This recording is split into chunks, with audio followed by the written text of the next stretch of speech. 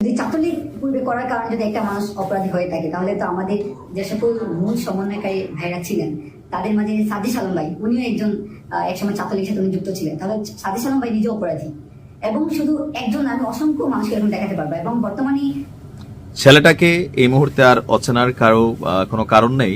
মাহাদি আলম যুক্তিবাদী, আমি যুক্তিবাদী দিলাম এই কারণে যে যুক্তিটা এই মাহাদি দেখিয়েছে, এই যুক্তি কিন্তু খণ্ডন করার কোনো সুযোগ নেই। তাহলে কি সার্জিস আলমও গ্রেপ্তার হবে?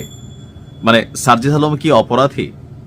দেখেন, এই জুলাই অভ্যুত্থানের আগে পরে অনেকেই ছাত্রলীগের থেকে আপনার এই আন্দোলনের সাথে সম্পৃক্ত হয়েছিলেন। এখন ডক্টর ইউনূস সরকারের যে অভিযান চলছে, ডেভিল হান্ট ফেজ 2 শেষ হয়ে গেছে, মানে অবশিষ্ট যারা আছে, তো এদের মধ্যে আমি বরাবরই বলছি যারা অপরাধী তাদের গ্রেপ্তার করা হোক, কিন্তু যারা নিরপরাধী কমিটিতে ছিল এই কারণে আপনি ধরে নিয়ে যাবেন, তাহলে তো এই ট্রেন্ড আগামী দিনে আবার মানে যেটা আমরা বদলাইতে চাচ্ছিলাম বা দেশ বদলাইতে চাচ্ছিল সেটা হচ্ছে না। এখন এই ছেলেকে গ্রেপ্তার কইরা গতকালকে অনেকটা বিপদে পড়ছে ডক্টর ইউনূস সরকারের এই প্রশাসন। তবে এটা একটা হাড্ডাহাড্ডি লড়াইয়ের দিকে যাচ্ছে। বৈষম্য বিরোধী ছাত্র আন্দোলন যে প্ল্যাটফর্মটা এখন এক ধরনের ঘুমাই ছিল, এই মাহাদিকে আটকের পর আমরা দেখলাম তারা আবারও সচেতনভাবে সজাগ হয়েছে। আর যেই ঘটনাটা বানিয়াচং থানা জ্বালাই দেওয়া, এসআই সন্তোষ শর্মাকে শেষ করে দেওয়া, ঘটনাগুলো তো ঘটছিল। তো ওই বক্তব্যটা ভাইরাল হওয়ার পর একটা বক্তব্য এসে দিছিল এই ছেলেটা যে ওইটা স্লিপ অফ টাং ছিল, অর্থাৎ জোশের চোটে, ঠেলার চোটে বইলা ফেলছে যে আপনারা চিনেন আমি বানিয়াচং থানা জ্বালাই দিছি, এসআই সন্তোষ শর্মাকে পড়াই দিছি, মানে নিজের জাহির করতে গিয়া চাপা মারছিল। এটা হচ্ছে তার দাবি যে ওই সময় বিভিন্ন কারণে তার মাথা গরম ছিল, এক পর্যায়ে সে ভুলবশত এই শব্দটা বলে দিয়েছে, আর এটার জন্য সে ক্ষমা প্রার্থী ছিল। তাকে যেন কোনোভাবেই হেনস্থা করা না হয়, কিন্তু দিন শেষে ডিবির অভিযানে সে আটক হয়েছে। এখন আটক হওয়ার পরপরই থানার সামনে গুটি কয়েক পোলাপাইন, সেখানে আমি দেখছি যে তারা আন্দোলন করছে, কিন্তু এরপরে আস্তে আস্তে যত রাত গড়িয়েছে ফেসবুকের মাধ্যমে এই বৈষম্য বিরোধী ছাত্র আন্দোলন হার্ড লাইনে কিন্তু সরকারকে একটা চ্যালেঞ্জ ছুড়ে দিয়েছে। রাত 9টার আগে পরে আমি দেখলাম যে বৈষম্য বিরোধী ছাত্র আন্দোলনের যে ফেসবুক প্ল্যাটফর্ম আছে সেখান থেকে তারা একটা পোস্ট দিয়েছেন।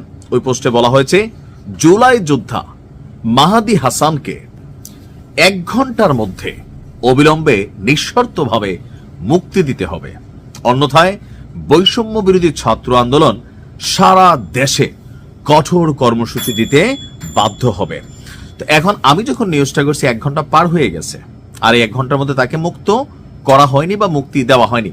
তবে বিভিন্ন মাধ্যমে আমরা যতটুকু জানছি যে তাকে আসলে সেই থানা জ্বালাই দেওয়া অথবা এসআই সন্তোষ শর্মার যে মৃত্যুর দায় স্বীকারোক্তি সে দিয়ে বসছিল, ওই ইস্যুতে তাকে আসলে আসামি করা হয় নাই।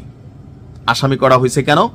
ভেতরে একটা চাপ ছিল, পুলিশের মধ্যে একটা গোসা ছিল, বা পাবলিকলি একটা থানায় বসে এই ধরনের একটা স্টেটমেন্ট যখন একজন পুলিশ অফিসারের সামনে বা একজন সার্কেল এসপির সামনে সে দিয়া বসছে, স্বাভাবিকভাবে এটা নিয়ে পুলিশ একটা প্রশাসনিক চাপে পড়ছে, সবার কাছে চাপে পড়ছে। আর এই মাহাদি হাসানের জন্য রাজনৈতিকভাবে কেউ কিন্তু তার পক্ষে স্ট্যান্ড নেয়নি। এমনকি প্রথম দিকে আমরা দেখছি বৈষম্য বিরোধী ছাত্র আন্দোলনের পক্ষ থেকে তাহাকে শোকজ করা হয়েছিল।